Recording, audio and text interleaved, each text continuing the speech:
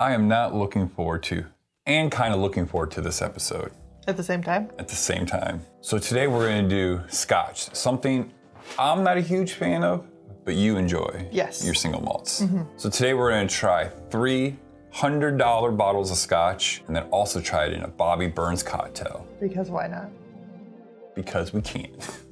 So single malt Scotch is, I don't know if it's more popular than bourbon when it comes to like collectors, but I would say they're probably about the same. There's people who really love single malts and there's people who really love their bourbons, and they know way more than we're ever gonna know about them. Today we're gonna expand my palate, try to see what we think of them, and go from there. What 3 are we drinking today? All right, so we've got the Lagavulin 11, which is the Offerman Edition. Nick Offerman was in Parks and Rec, and he's in a few other things that he plays pretty much the same character, but we love it anyway. He is a fan of Lagavulin, and I believe he bought shares in the company. No? Nowhere on the websites I saw that has shares. I just started in 2019 is when the first edition of this bottle ever came out. Works with them a lot, so it makes it seem like it. Right. Next we have Dalwhinnie. Dalwhinnie, that's how I pronounce it, yeah. Well, that's not necessarily true. I understand, but no one's ever corrected me, so. And it is 15 years.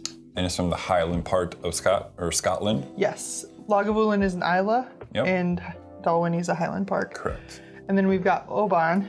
This is the 14-year, and it is from where? Highland. The West also. Highlands? West Highlands, yep. So if you're not familiar with Scotch, there's 5 main parts to Scotland, broken up into different sections or territories. They're protected by UK law. The 5 sections or territories would be Campbellton, Highland, Isla, Lowland, and Speyside. Why did we choose $100 worth of Scotch? Because we've had this bottle now for 8 or 9 months. Yeah, it's been a minute. And we haven't touched it yet. And I wanted to like say, screw it, let's just go for it and let's do it. So it was either He doesn't like to keep things. He doesn't like to collect things or keep good things. No, I'm not a collector. Let's start with the Lagavulin. Nick Offerman. Can you Lagavulin? That's what I say in Lagavulin. Lagavulin. Give you a baby pour. Give me an even babier pour. I'm excited. I love Nick Offerman, and I love Lagavulin. I love Nick Offerman, and I'm indifferent. that's it. Smells exactly like what I expected it to smell. Yeah. Acetone and dirt. Earthy, peatiness. I say that, but I meant it in a good way. Yeah, some smokiness. More peaty. Comes some citrus. Oh yeah, that's good. It's pretty smooth. Like it's very smooth. It's smooth, very smooth. It's got a weird, like, hoppy finish. And weird good, not weird bad. Yeah, it's like, different, yeah. It's got a hoppy finish to it. Like not a big hop bomb, but like a smoked IPA almost. Smoked IPA, you know, you can... Excuse you. Jesus Christ. I like it. It's a lot cleaner and crisper than the Lagavulin 8 that we previously bought. All right. I might be able to drink this regularly. Damn it. I like $100 bottles of scotches. Okay, so if you want to support my drinking habits now, because it definitely went up in value, please subscribe and share this content. Yeah. This is really good. It's actually pretty good. The peatiness is not like absurdly high in it, because that's the part I don't like. I like the smokiness of stuff, but I don't like the peaty earthiness. Right, the smoke and peat are balanced. And the finish is pretty tasty. Like that dry hop, got some like barley kind of finish to it, or sweetness from that, I think. Right. So good job, good job, Nick Offerman. You get a little golf clap. Dalwhinnie. Let us know in the comments. Maybe you should have looked it up. Shoulda, coulda done it. Don't have time for that. This smells completely different. This smells like whiskey. Yep, it smells way more like whiskey than it does Scotch. Well, let me rephrase. Than this particular Scotch. Right. It smells like the common idea of what whiskey smells like, because there isn't the peat. Right.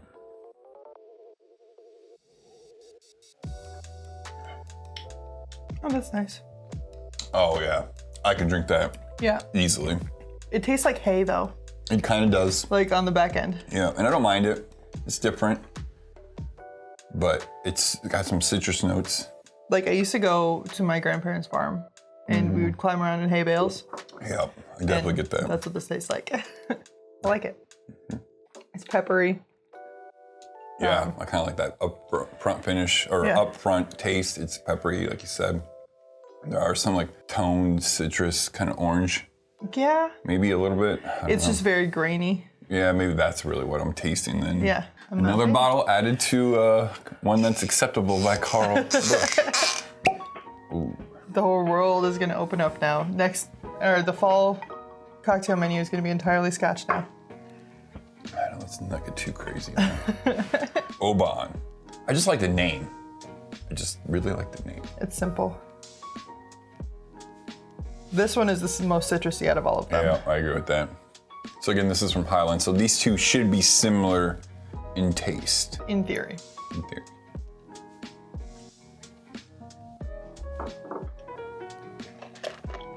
Ooh.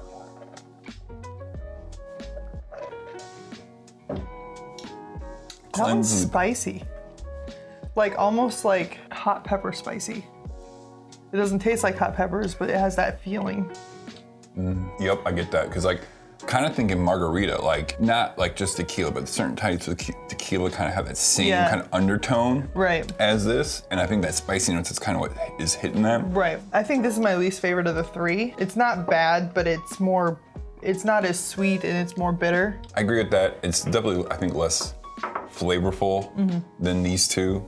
Like, it's a little bit more muted, but I think some people would like that, right? Yeah. It's simple. It kind of just follows kind of like one taste path. This is the only one of the three that we have tried that has burnt continuously all the way down to my stomach. Yeah. So the ABV of the Oban is 43%, the Dalwhinnie is 43%, and the Scotch is 46%. So they're all relatively really close to each other.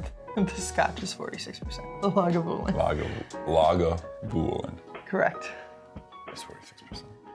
It also kind of reminds me of like Drambuie. Not with all the honey and super spices, but like some of the undertones of what Drambuie is and has in it. I don't know, I kind of get some of those undertones if you... Well, so Drambuie is made with the Highland Scotch. Right, but these are, this is... Highland. This is Highland? Isla is... So that makes sense. Yeah. Interesting. You know what? I don't mind any three of them because I think it just depends on the day. Kind of like some bourbons, you know, like I'm gonna drink this bourbon tonight because I want something more bolder, spicier, bigger. Today I want something just more mellow. It will be interesting to try these different scotches in the Bobby Burns. If you're not familiar with this cocktail, it's basically a riff on a Manhattan, but with Scotch. Bobby Burns was a Scottish poet back in the mid 1700s. You looking forward to trying this? Sure. So enthused, so enthused. Let's make a Bobby Burns.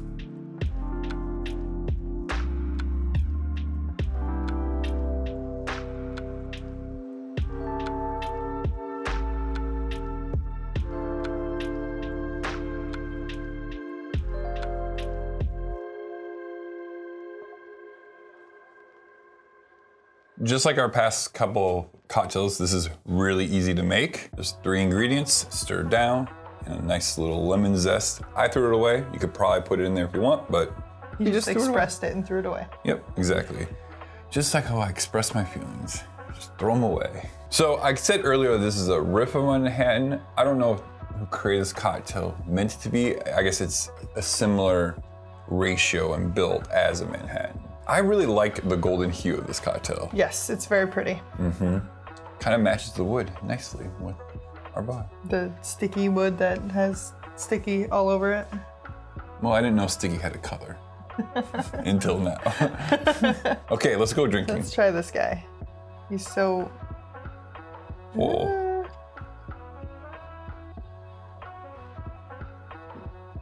That is lovely.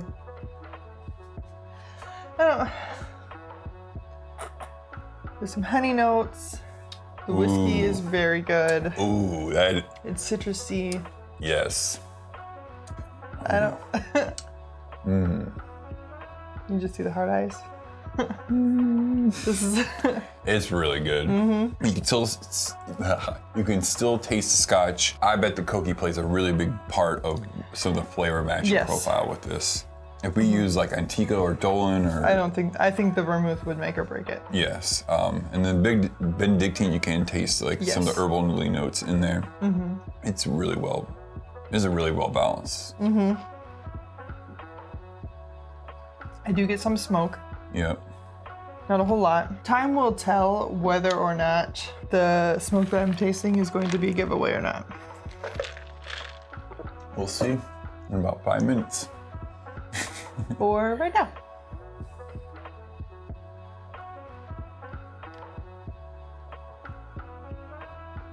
Okay. Okay. This one's not as good. Oh no. It's still good. Just not as good. Right. And that one, again, I think that there's a flavor giveaway in it. Okay. I taste hay. This one has more of a Scotch. I think the Scotch stands out more than this one. Yes. Yep. It's different. I kind of like both of them. I'm gonna spill everything. Oh. Oh no. Oh no.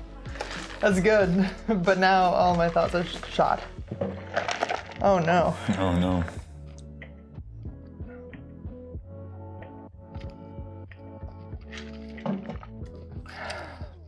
That's crazy.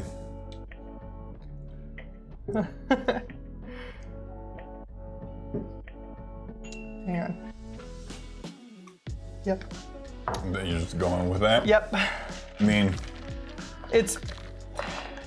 there is the smoky flavor that I got in here in the first one. I thought that one might be the Lagavulin depending on the dilution. right. But the third one It's is amplified. the peat is amplified. It's still good. Like I would drink it, but it's not as broken up as I expected it to be. It really punches through. Yes. Yes, it does. The middle one tastes like hay, much like the Oban did to me. So that's why I picked that there. And then I am amazed that my favorite one Is that one? this one. Yeah, I think it's my favorite one too. And I think the first one we tried would be the most like, if I was to put this on a menu and someone wasn't familiar with Scotch, this would be like a great cocktail. Like, here's a Scotch cocktail for you to try. Yes. I'm assuming it's the Oban, but I still don't know yet. I feel like this one was pretty easy for me. Yeah. Unless I'm wrong. And then at that point. I'll have to find a new host. No, I'm definitely like, ooh. Every time I try them, I taste something different. I still stand by my choices. Right. But another flavor just kind of peeks out with every sip. That's so weird.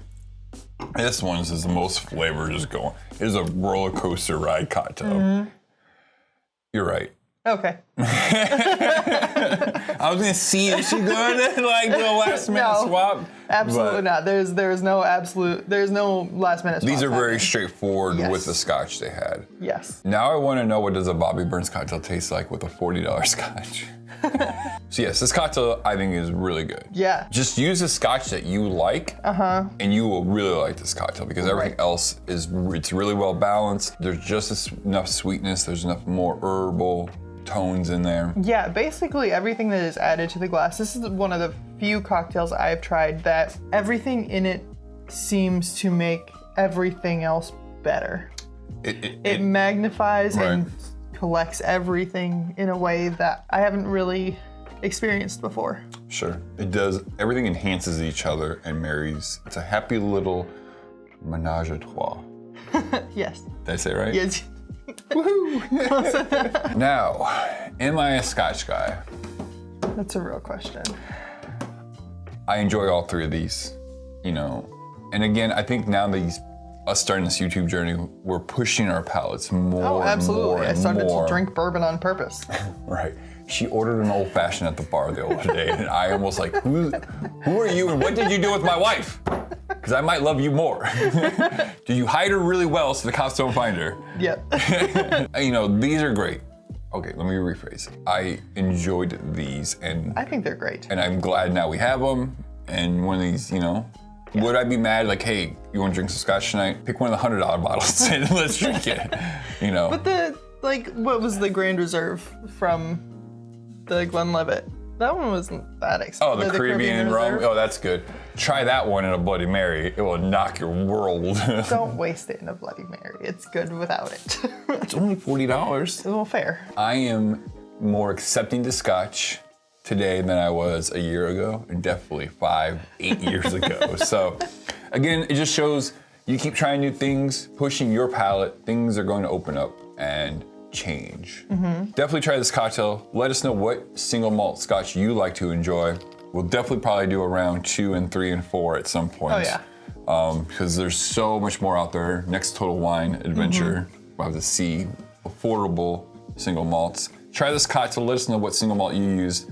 Like, subscribe, do all the social media stuff so we can keep growing as a channel. Click the join button if you want to know more about perks. Which one was your favorite? You didn't tell me. Oh, the Oban one. Yeah. I think that one. And this is a close second. So, tink. Cheers. Cheers.